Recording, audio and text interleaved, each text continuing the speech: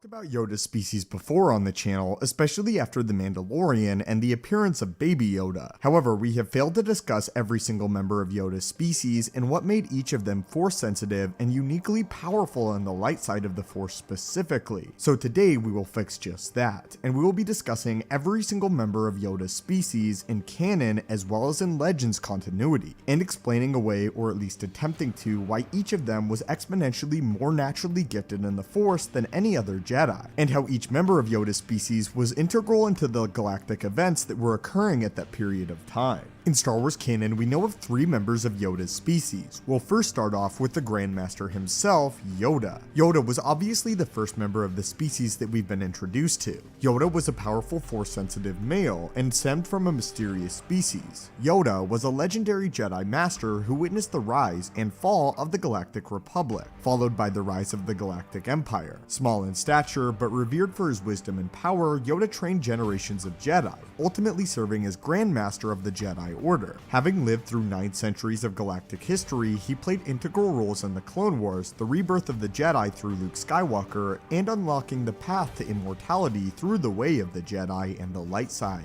Yoda was born in nearly 900 BBY, and Yoda was almost 900 years old in the latter days of the Republic. A leading member of the Jedi High Council, his contemporaries included other masters such as Mace Windu and Ki-Adi-Mundi. Over the next decade, the galaxy was on the verge of civil war, with entire star systems led by Count Dooku. Yoda's one-time Padawan threatened to secede the Republic in 22 BBY. Unable to defend the entire Republic on their own, the Jedi took command of a newly formed Grand Army of the Republic, with Yoda himself leading an army of clone troopers against the separatist droid army of the Confederacy of Independent Systems in battle during the Clone Wars, as Yoda directly took part in the first battle of the Clone Wars on Geonosis. For 3 years, Yoda led the Republic's military war effort as a Jedi general, determined to bring a swift and decisive end to the conflict.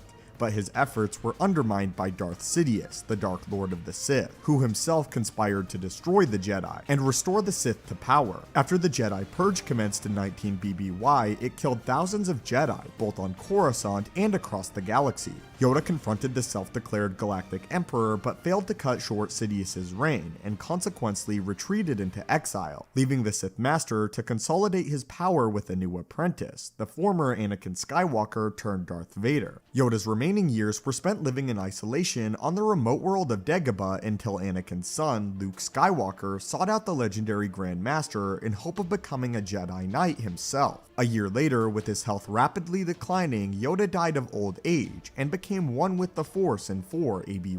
Now, onto the child that we see in The Mandalorian, or more popularly known as Baby Yoda. The child was a male Force-sensitive Mandalorian foundling that belonged to the same species as Grandmaster Yoda and Jedi Master Yaddle. The child was born around 41 BBY and was held at the compound run by Nico mercenaries on Arvala 7 during the New Republic era. While still an infant at the age of 50 years old, he was sought by an Imperial who hired the Mandalorian bounty hunter named Din Djarin to retrieve him. However, Din chose not to leave him with the Imperials and saved him from the Imperial Remnant facility. After attempting to hide with the child along the fringes of the galaxy, Din returned to Navarro to deal with the Imperials chasing the child, in hopes of finally keeping him safe. In the process, the child became a Mandalorian foundling, and a member of Din's newly created Mandalorian clan. Now, onto the final member that we know of Yoda's species in canon, Jedi Master Yaddle. Yaddle was a Force-sensitive female being of the same species as Grandmaster Yoda, and was a Jedi Master herself and member of the Jedi High Council during the last years of the Galactic Republic. She trained at this Thespian Padawan Oppo Rancisis, who eventually joined Yaddle on the High Council by the time of the invasion of Naboo, or the events of the Phantom Menace. 32 years before the Battle of Yavin, Qui-Gon Jinn brought the Chosen One Anakin Skywalker to the Jedi Temple on Coruscant, where he met with Yaddle and the other Jedi Elders. After the Battle of Naboo, Yaddle took a less active role in Jedi Order affairs, and was no longer on the High Council by the time of the Clone War. During the rise of the Galactic Empire, the Sith Lord Darth Vader encountered apparitions of several Jedi, including Yaddle, while experiencing a series of Force visions. Thus ends every member of Yoda's species that we know about in Star Wars canon. Now, onto Legends continuity. Minch was a short member of Yoda's species, who served in the Jedi Order as a Knight side of the Galactic Republic, around 700 years prior to the Battle of Yavin, making him older than Yoda. Minch was assigned by the Jedi Council along with his master on a mission with a group of Jedi Knights in the Bespha system to find and suppress the destructive rampage of several Dark Jedi. When Minch boarded a Cameron's Guild spaceship station in Besphan space, Minch managed to corner one of the Dark Jedi and engaged him in lightsaber combat. Minch, however, lost the duel just before the Darksider killed himself at the sight of Minch's companions. Intent on proving himself in battle after this loss, Minch then pursued the Dark Jedi's master to the planet of Dagobah against the orders of his own Jedi master. Minch then tracked the Dark Jedi to a cave where he fought and slew him, which resulted in the cave becoming a place tainted with the malevolent energies of the dark side of the Force. It is actually believed that Minch may have been a very young Yoda, and this was the original intent when the story was created. However, this was later retconned, as the name Minch was actually heavily featured in a lot of the source material for the original Star Wars for the name of Yoda. Next, we have Jedi Master Oteg. Oteg was a revered Jedi Master and Fleet Admiral who served the Jedi Order and the Galactic Republic during the Great Galactic War and ensuing Cold War. Oteg commanded the Republic's first ever expeditionary fleet, who fought during the Cold War and the Galactic War against the Sith Empire. Oteg again had the rank of Jedi Master. Oteg was a member of Yoda's species that worked along the Jedi Knight Revan, and Oteg was one of the only Jedi that initially forgave Revan of his sins that he committed during his time as a Sith. And finally, the last named member of Yoda's species is known as Vandar Tok'er. Vandar was a male Jedi Master of Yoda's species who was the head of the Dantooine Jedi Enclave Council during the Mandalorian Wars as well as the Jedi Civil War, holding a seat on both the Jedi High Council and the Council of the Jedi Academy during this time span. He was friends with Jedi Council member Rook Lamar, usually having the last word in their frequent disagreements. Notably, Vandar wanted to train Revan yet again in the ways of a Jedi after his fall to the dark side of the Force, and actually became one of the key masters of Revan after he was disillusioned with the Jedi Order, being one of the key players in turning him back to the light side of the Force. While having a secret council meeting on the planet of Dantooine, Vandar Tok'er was killed by the Sith Lord Darth Nihilus as he drained the Force from the planet's surface.